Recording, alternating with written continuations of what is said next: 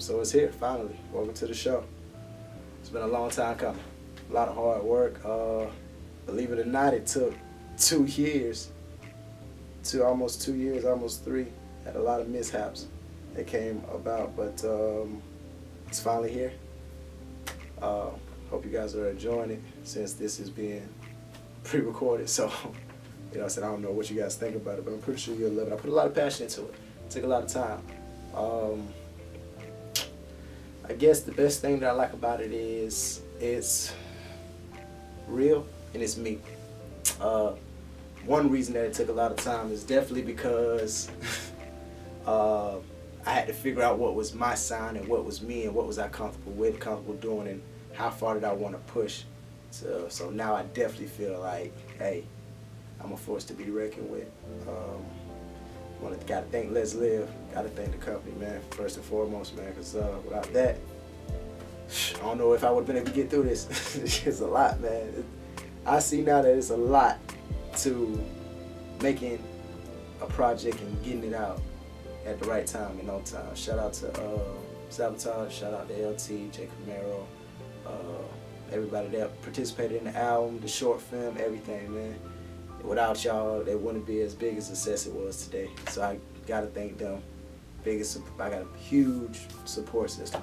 I love them to death. How did I come up with the concept? I mean, I was just recording. At first, it was just if you can believe it or not, it was just random songs that I just pulled, and I was like, okay. My uncle was telling me, okay, it's time. He said, at the point that we at now, I'm ready to start getting paid for music. So y'all need to give me some original music that we can put out and we can sell. So I was like, okay, cool, bet. Well, these 5 songs beats are original. Everything is us. They didn't come off YouTube. They're not a jack beat. So I'm gonna use these 5 songs. I can put out an EP and just see how they react, how they like it, how you guys react, how y'all like it. And from there, it was already recorded or whatnot. So the first step was to copyright the music. Sent the copyright off, I think, in 2016, the end of 2016, and I didn't get it back till 2017. I think at the beginning of 2017, or either the end of 2017, I can't remember. Either way, that came back, and when that came back, by then I had already released the raw version, the SoundCloud version of Welcome to the Show. I just released it already, just the raw studio files without any mixing, mastering, or editing. And once I did, then I got my paperwork back. After a while, I was like, wow, well, I can actually put it up now and start generating revenue from it. So instead of giving y'all the same thing that y'all could have heard on SoundCloud, I was like, yeah, I'm just gonna redo it. Just gonna redo it all. Just gonna take those 5 songs and improve on it, because that version that you guys heard on SoundCloud was an earlier KwaShonne. The one that you're hearing now is a more seasoned KwaShonne. More vocals, more melodies, more harmonies, stuff that's more closer to me and who I think I am and I know I am today as an artist. So, I mean, hey, hope y'all enjoy that. I mean, if I was y'all, I would go back and try to listen to some of that old stuff and y'all can compare it. Let me know which ones y'all like better. Some people say they like the old ones better. Some people who have heard it say they like the new ones better. But, it is what it is. Some people still undecided. But I like that. Get your mind thinking, That was cool. The idea for it, for Welcome to the Show, came from me and my brother Tevin. He came up to Atlanta, and he told me, he stayed with me. He was like, so what's going on? What you gonna do? I said, man, I got these 5 songs, and I'm gonna release them, but I don't just want to just be like, okay, here's another project from another no-name artist that nobody know. I mean, that's what everybody do. They just be releasing music and they hoping that it catches. Most people, that's what most people do. Not everybody, but most people. I wanted to stand out. I had to stand out because I wanted people to hear the message that I had to touch, and I wanted to touch them. I wanted my music to touch them. So what I ended up doing was, I love it when me and him link up, because when we're together, it's like it's fire. Magic just happens, man. So just from him being in my presence, I came up with a whole concept with those random 5 songs, and it became a cohesive theme and a cohesive story. to tell. And from that point, it was just everything. So that's how I got the order for the songs, how they feel. That was him, and the story that I wanted to tell. That's how the track arrangement was made from that. So that's what else. So everything has a reason. It's a reason for everything, every single thing. But yeah, that's how that came along. So track 1, Can I? It was the first song that I think I really attempted to. I put a lot of emotion into, aside from the other 4. But I think this was like the very first one that I recorded, the very first one. And it's a story. It's telling the story of how this girl, she's been through a lot. Boyfriend troubles out the ass, you know what I'm saying? She's hurt. She's just about to the breaking point of just giving up on it all, man. She's just heartbroken, and all over this guy, and she's just at her wit's end. And then in that moment, KwaShonne comes in, and he sees how she's been treated. Has admired her from afar. So now that he sees that she's single or whatnot, of course he's shooting his shot. He's taking his chance, you know. So, and that's pretty much, that's what that track is all about. I'll say he's going into there just telling her that it's gonna be all right. I want to be the one for you. I want to hold you down. Can I come over? Can I console you? Can I love you? Can I fill that void that he left for you? Or whatnot. And that's the fun one. I just love it. Another reason you listen to it. You guys know I love him. I'm a huge Aaliyah fan, so it's another reason why I love that track. It's one of my favorites. Special place in my heart. Track 2, All Good. All Good came, it's a funny one. I wrote down in the shower. I was in the shower, and I just started beating on the wall, and I just had a beat, a rhythm or whatnot, and from there I just took it and just ran with it. I took it to Dorian, D.S.Genius, better known as my producer. Told him the concept I had, beatbox the beat I had to him. He was just like, okay, cool. He went in there, made it. About a week or so, said, hey man, this is what I got, man. She played it for me. It was perfect. Everything, the beat was perfect. And from there, it was just me getting finished writing the lyrics. And from there, All Good picks up exactly where Can I left off at. It's going into what you would know as the honeymoon phase. So,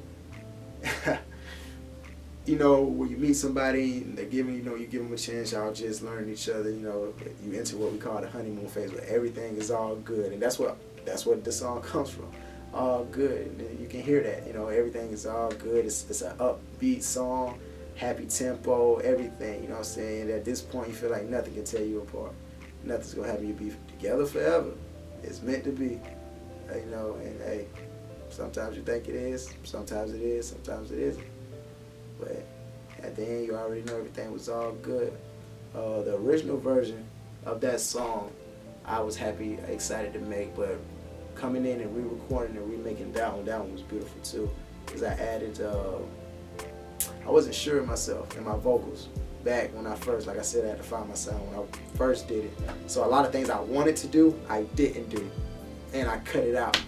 But this one, I was just like, you know what, I'm just gonna give it. I'm just gonna go for it. I'm gonna do it, and it came out beautifully, and I'm proud of it. Thank you to Big Brother. Big Brother definitely pushed me into doing it. Shout out to Mike and PBL Studios. Pretty much that's it, man. It was all good.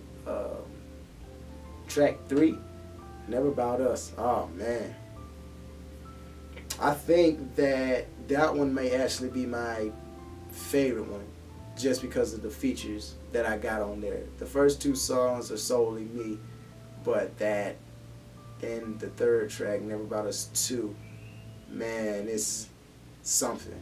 It's something. Featuring Jay Camaro and LT. Man. I mean, of course we're family. That's our blood with blood. So I mean, it was only a matter of time before we did something together. But that was just magic.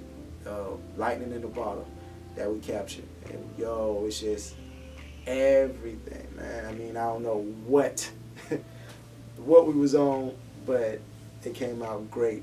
And I know, as you can hear, it's Never About Us too. There was a part 1 that me and LT did on SoundCloud. It should still be there. Y'all can go listen to that. I think it's cringe-worthy, horrible. Some of my first stuff that I ever did to put out or whatnot. It was over a YouTube beat or whatever. It was a Drake type beat or some like that, man.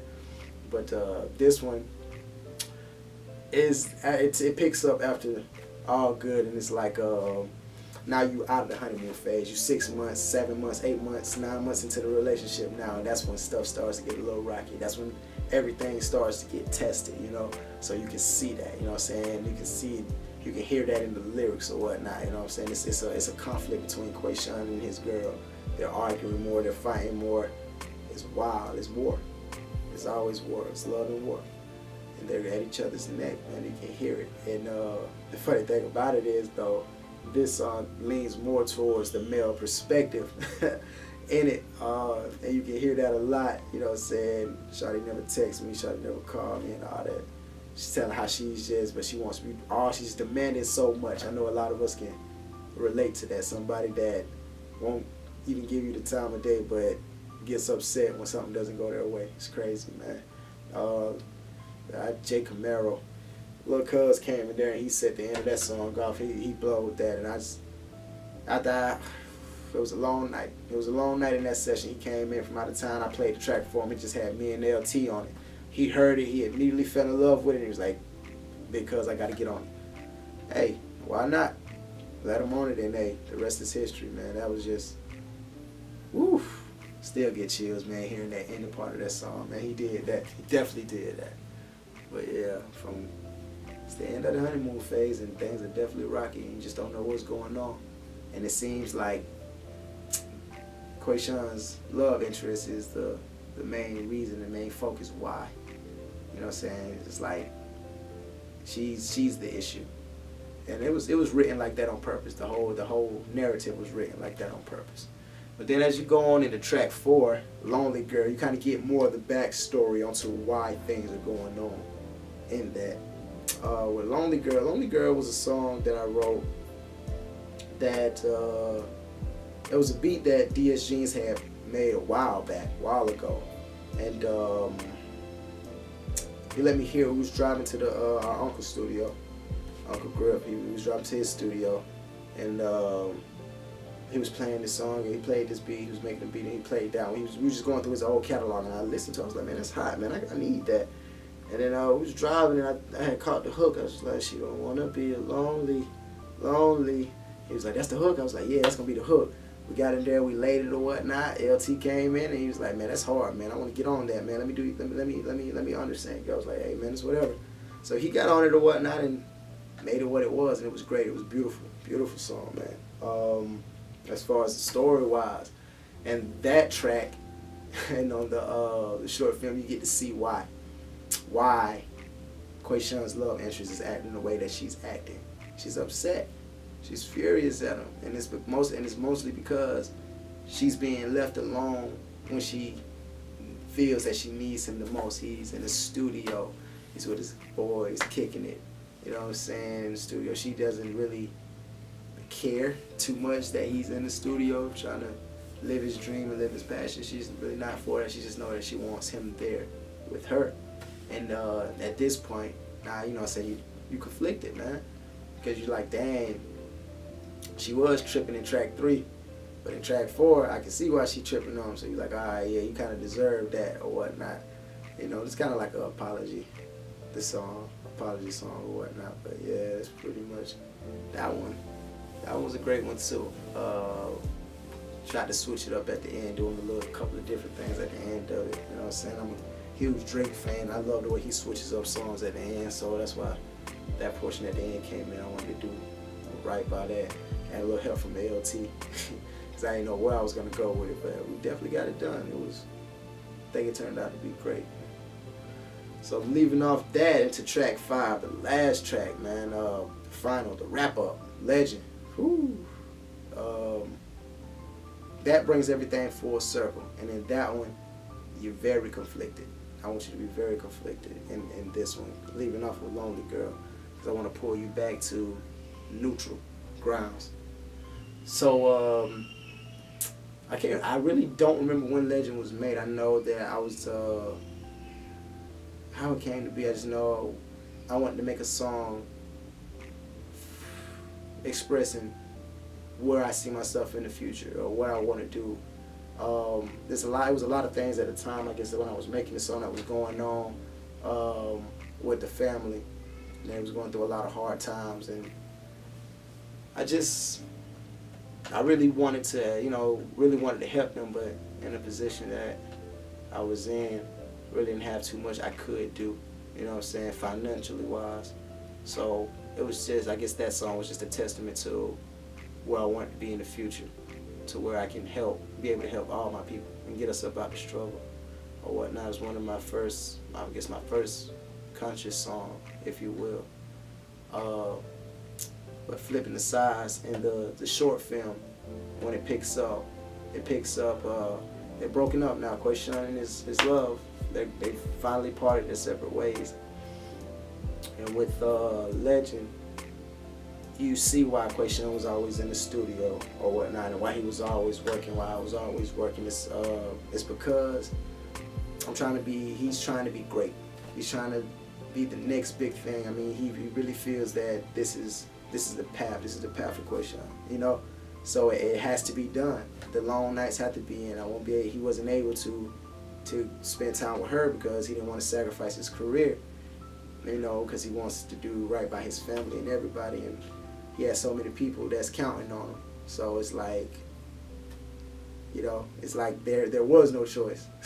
It's all or nothing, So that's where I wanted to pull the audience back and make them feel conflicted, like, dang, shoot, well, he did leave her lonely and all this, so I understand why she was cutting up and snapping on him. But then it's like, well, dang, but he always trying to be great so he can feed his family and make sure that everybody around him is straight and they don't have to want for nothing, and they could just have the easy life and be smooth with it, man. But it was great. It was the narrative. The narrative, I guess, was one of my favorite parts of this EP, bringing it to life, and that's why I chose to do a short film instead of doing music videos.